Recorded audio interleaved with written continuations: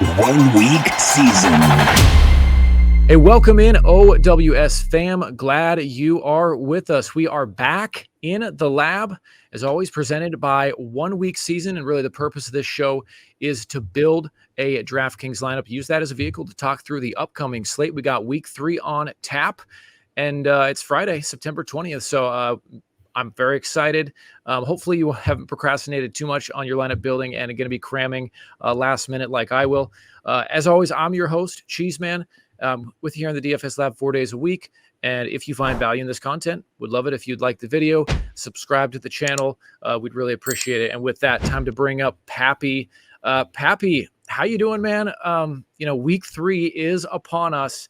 Any initial thoughts on week 3? Yeah, I mean, week 3's here. It's nice to have made it through the first 2, but as they say, on to the next one. Yeah, I mean, it's going to be a really interesting week. It's already a mishmash of injuries going on in the league that are going to determine who's going to be DFS values. It feels like we're mid-season. To you, what are the injury situations? We talked about this briefly before coming on that are still kind of up in the air as far as what's going to happen and how we could potentially have to react to those. Yeah, so the 2 big ones I think of the week are Jordan Love, who miraculously looks like he might actually come back and start. He had I think 3 to 6 week timeline and an injury that looked legitimately bad. And they're saying he might play, and he practiced, I think, limited Wednesday and Thursday. You don't really know exactly limited could be very limited, but he did practice, and they're certainly making it appear as if he has a realistic chance to start. So him starting there clearly changes the whole dynamic of that game. How you would want to address it and, who you would consider playing totally changes whether or not he starts. So I think that's a big one. And then the other one is Joe Mixon, who looks legitimately questionable. He was another guy who, again, looked as if he was injured, in the game. And he has, I think, missed Wednesday and Thursday so far. We don't know the Friday injury report yet, but if he were to miss, because his backup Pierce also looks like he's on the wrong side of questionable, it would make Akers I think 4,700 guy who would be the starter there, and then you would be in a situation where it's like, well, you feel almost like you have to play Akers. The only real reason would be to not have someone who will probably be 50% owned, I would think, but that is clearly a huge game changer. Is Mixon going to play or not? So I think Love and Mixon situations being the real slate-changing injuries. Yeah, absolutely. I was thinking if Jordan Love were to play, then on that Green Bay offense, you have Jaden Reed at 5,900. He had 38 DraftKings points in week 1. And then Christian Watson, 4,900. He didn't have a huge game in week 1, but he certainly is a deep threat. So with Malik Willis starting, I don't think you're really considering those guys. But if Love were to play, certainly those guys would be worth consideration with the Packers on the road in that game. So let's jump into ownership here and take a look. This is the obviously it's Friday at about 11. It's 11:15 Eastern right now. So we're still Texans probably haven't practiced yet. Still going to be waiting on that practice report. But what jumps out to you? Obviously, I'm sure you can see Jordan Mason there at sitting at 56% ownership right now. Yeah, so I think the most interesting thing is the 49ers ownership, because you really have to account for the 49ers this week. And it's pretty easy to make a rule of like one 49er on every lineup. But if you look at the ownership almost reflects that's kind of how everyone's thinking, because you see Mason at 55%. I think Aiyuk is just below there, 21%. And then Kittle is 15%, which I think is the highest tight end. So all of the 49ers main pieces that you want are projected to be relatively chalky. But what's interesting about this is you have to scroll really far down to find Brock Purdy, and think he's 4%. You have to really go into the weeds here. I'm gonna scroll forever here. So the viewers are I'm just gonna go straight to quarterback. Yeah, Purdy sitting at that's always interesting. 4.5%. They want Niners pieces, but they don't want Purdy, the field. Yeah, so it's very interesting that you see that type of ownership on the whole offense, basically. But then the quarterback is like, well, nobody wants to play him. So to me, that sort of indicates that everyone's thinking the same way in the sense of I want one 49er on my roster because one of these guys is going to have a big game. I don't necessarily know which of the three it is. It could be two of the three. Maybe I'll play two of them, but that's going to be my accounting for the 49ers. And then I'm going to go stack a different game, basically. I'm going to take a different quarterback and stack a different game. And while I don't think that that's a bad strategy, and I'm sure that that's a strategy I will use on many of my lineups, it does create, an interesting way to sort of gain leverage in the 49ers game, which you would think is hard to do because all three of the main pieces are going to be relatively highly owned. But because Purdy isn't, that's actually where, I would start with the lineup for today, is with Absolutely. the 49ers. Absolutely. So do you want to go ahead and jump into the lineup, or is there anything else you want to look at here on ownership? So yeah, we can finish talking about ownership. The other interesting part about overall ownership is that you see a lot of the receivers that are in the 20% range, and sometimes when you're looking at ownership and you're thinking to yourself, I don't think it's that hard to get off of these guys because there's a lot of guys that are going to be 10% owned and down that I feel relatively similarly about. I would say in this week, I don't feel that way. The guys who are going to be, 15 to 20% owned are probably the best options at wide receiver, in my opinion, this week. Like if I'm looking at that list, the top 5 guys, even 6, 7 guys in ownership, I like all of them. And so when you have a situation like that, you have to sometimes say, all right, well, I'm going to eat a little bit of chalk here at wide receiver. Because I'll just be different in a creative way, hopefully. But I think these are the best plays. And so I think sometimes you do have to say, well, the field might have this one right. And I'm going to basically agree, but try to find a spot to be different. So that's sort of the theme of what I think we're going to try to do in this lineup. I want to just ask you real quick, CeeDee Lamb down here at 8,800. Is his ownership depressed below all these other guys just because he's frankly very expensive on this slate, and it can be hard to build lineups that you want to play when you have to fit in a guy? I mean, we've seen Tyreek Hill be super high owned at 9K, but CeeDee Lamb down here at 8,800. He's 9%. It's modest, but it's still, there's a bunch of guys ahead of him. Yeah, I actually really just think that has to do with his price. He's the only guy who's just priced accurately. I mean, he's priced at almost 9K, so it's a very expensive piece to try to get him in. And there's really not a ton of value on this slate. The first 2 slates had a lot more easy value. I think that's why if Mixon is out and Akers becomes a obvious 4,700 value play, that will really alter the slate because then it will be easier to go up and get guys like Lamb. And it's not that there aren't any receivers down here, in this range that could hit. I think DJ Moore is an example of a guy that I think could hit, who could be underowned. Jameson Williams is an example of a guy who could hit, who could be underowned. So there's still some options down here, that could hit, that could be underowned. But I do think generally my feeling on this slate is that the guys at the top of the ownership heap are probably the most desirable guys from a wide receiver standpoint. But I do think Lamb is mostly just down there because of his price. And so if Akers, I think Lamb may be the guy who moves up in ownership the most if Akers becomes available. Yeah, man, I absolutely could see that. Cool. Let me jump in to DraftKings here, and what we've been doing on this show, and we'll continue it. This Friday show with me and you is building for the millionaire. So, jump into it, right? Yep. All right, so you said you wanted to look at the 49ers as the way to start this build. Yeah, so the 49ers are going to be the primary stack here. And you could probably guess from the initial conversation that to be different in doing that, we're going to go with Brock Purdy. And I do just think it's interesting that he's supposed to be so low owned, and I do think he will be, because I think that the thinking is going to be, get one 49er in the majority of lineups. And so now to, continue to try to be a little bit different while taking guys who are still the chalk, we're going to take Kittle and Aiyuk. So we're going to pair him with both of them. Awesome. Let's see. Why am I not seeing Aiyuk?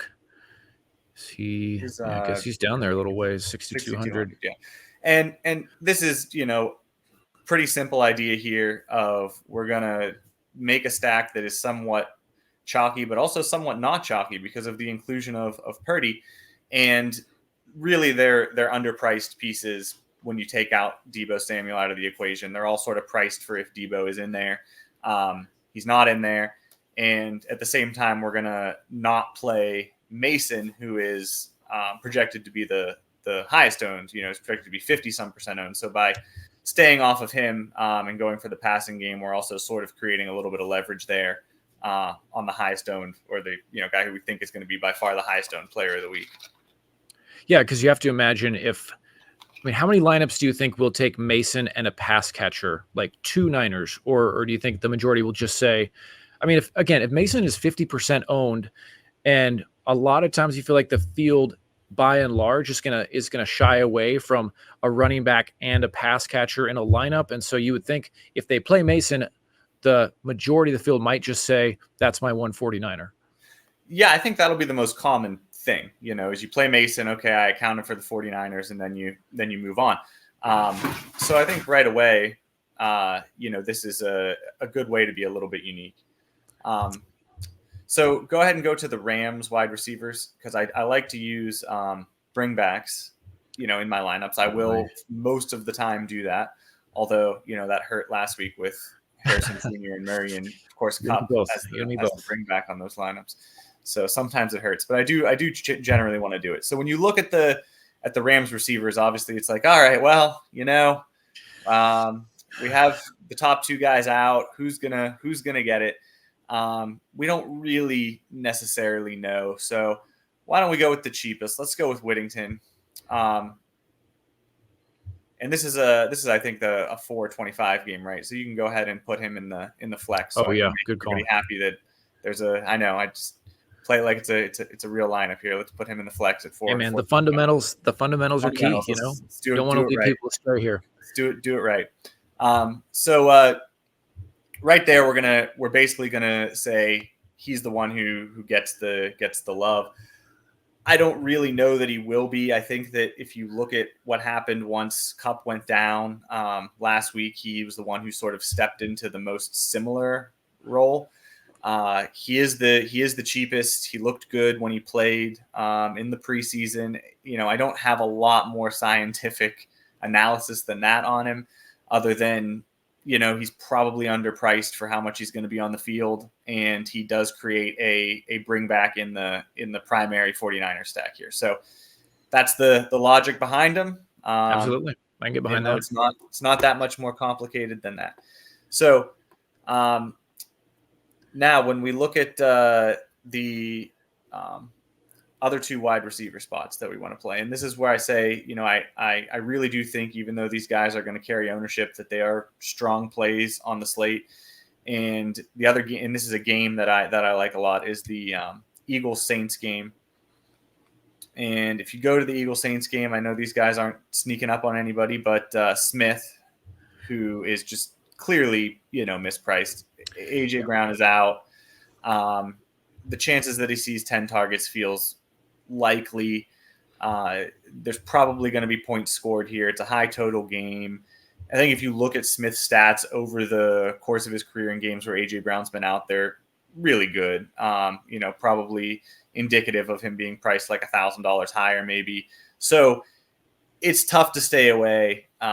He's not going to be like a 50% owned guy. He's probably going to be 25 to 30%, but there's a reason. And the chances that he puts up, an 8-catch, 110-yard and a touchdown game, just you're going to end up wanting that, even if he's 25% owned. So, absolutely. On the DFS lab, would have been yesterday with Stat ATL. He said he was considering just locking Devonta Smith and taking what he thought was a solid floor. And like you said, had a lot of numbers to back up what happens when Devonta Smith is in and AJ Brown is out. So check that video up in the top right corner if you want to have a look at that. But yeah, Devonta Smith, I really like him as well. He's a very strong play. Yeah, it's just hard to get away from him. And then to do the mini correlation and the bring back with Olave, who is 6,300. And this is, again, you're just taking, that game generally speaking, but he's priced at 6,300. He is still their wide receiver one. He hasn't had the big day yet, but that doesn't mean it's not coming. If you think there's points in this game, which I do think there will be points in this game, could very easily be him who has the 7-catch, 140-yard touchdown day. There's no reason why he won't be in having those games this year. Could be this week. The matchup is strong, and again, he creates the mini correlation there in the game. So I think, to me, even though he's going to draw ownership, it won't be 50% or anything crazy. So I think you just get him in there and say, take the high probability that he has a good game. Yeah, absolutely. And as you can see so far, 2 games that you've got in this lineup. So we talk about it all the time at 1 week season, but it probably is still not hurt enough. It's just that when you're taking these correlations, you're just reducing the amount of things you have to get right in order for your lineup to be there at the top. Yeah, you're just sort of betting on the game, really. And, if the game's a dud and you get last, who cares? It doesn't exactly. It's you're shooting for first or last, really. Yep. So when we go to the running back spots and go to Seattle. Okay, let's see. Of course, Seattle's playing in an afternoon game. Yep. And this is another injury spot, right? Walker still hasn't practiced with his oblique. He hasn't practiced since he did it. Looks likely he's going to be out another week. And so Charbonnet behind him, Sharb, 6K. He's, to me, a relatively easy play. I think he played 96% of the snaps last week. So he played a phenomenal number of the snaps. I remember when I looked that up, I was like shocked at the amount of snaps that he actually played. And so if a guy's going to play 90-some% of the snaps, like, all right, I'll put him in, especially when he's only 6K, so it just feels sort of easily affordable for how much he's probably going to play and touch the ball. So I think he's a relatively easy play, to use this week, assuming Walker is out.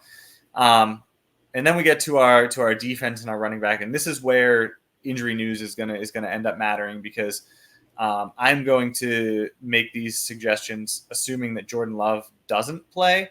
And if he does play, you could certainly still do this because he's probably playing relatively gimpy. But on defense, we're going to go with the Titans defense. 2,700.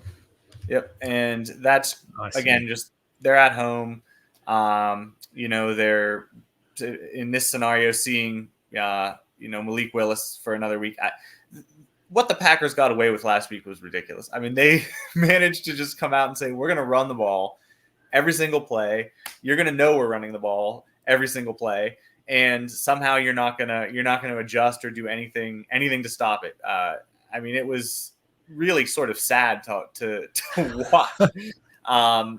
There's no way that the Titans are going to let them do that. They're going to let them just come out and run every single play when they know that they're running. I think Jacobs has been banged up with a back injury too, which I guess he should be from carrying them. But he's not going to get to come out and just run all over the Titans like that. And I just don't think that if Malik Willis has to drop back, any more than 20 times, you're not going to see sacks and fumbles and interceptions and mistakes. So at 2,700, I think they make a lot of sense if Love doesn't play. And that leaves you 6,000 for the correlation of Pollard, the old defense running back. It doesn't matter. Is it plus EV correlation? I think maybe a very tiny bit is the final conclusion on that. But this is another play where if Love is out and there's a good chance that the Titans are able to control this game, he would make a lot of sense. He played a majority of the snaps last week. I think he was over 60% of the snaps last week. And I know there was talk about getting Spears more involved. But Spears has also been limited in the beginning of the practice week with an ankle. I do think he'll play, but he's probably playing at a little bit less than 100%. And Pollard has been legitimately good. He really hasn't given them a reason to not want to give him touches. He's looked like the Tony Pollard of old, from when he was dynamic in Dallas. So I don't really see any reason that they wouldn't, at least have him be a 55 to 60% player. And in the right game flow, again, if Willis has to play here and the Packers offense really can't go anywhere, even if he's a 55 or 60% player, he could still do a lot of damage, in my opinion. So I think that this team has a lot of correlations going on with it. And even though it's chalky for a $20 Millie Maker team, normally I would try to be a little bit less chalky on those teams. And why I say that, I just mean, I think Sharp, Aiyuk, Smith, and Olave are all projected to be, and Kittle are all projected to be somewhat chalky. But when you factor in that Whittington is projected to have almost no ownership, Purdy is projected to have almost no ownership, and Pollard is reasonable. I think he's around 10 or 11%. It's different enough in those couple places, and the concept of the 49ers double stack is different enough that I think it's still okay. Yeah, I like Pollard a lot. I think he's definitely going to be in my tighter player pool this week. Green Bay's run defense, to my chagrin, has looked pretty bad. And Jonathan Taylor last weekend, I think he had 135 yards, but didn't really play at the last 10 plus minutes of the game. So he could have added more yards. And if he had gotten a touchdown, he would have had a huge game. So, I love that, man. Any other thoughts before we close this one out? No, I mean, I'm excited for week 3. It's, a new week. I think that's the best part about DFS, is that every week is a new week. So, if you were like me and you didn't have Kamara last week, then, well, this week you can play Kamara if you want, or you can not play him and watch him score 40 points again, which is probably what I'll do again this week. So, it's the most fun part about DFS is that it's always a new week. That's right, man. The sun rises on Sunday morning, and the hopes are high. So, Papy, great stuff, man. As always, and guys, head to oneweekseason.com. Tons of sharp analysis over there, especially as we head into the main slate. Lots of ways to just kind of take a look at the slate and really see it broken down in a really sharp way. So. And guys, thanks for joining us on the DFS Lab all week. We'll be back on Monday. Xandermere will be on the show breaking down Showdown. Papy, once again, thanks, man, and we'll see you next time.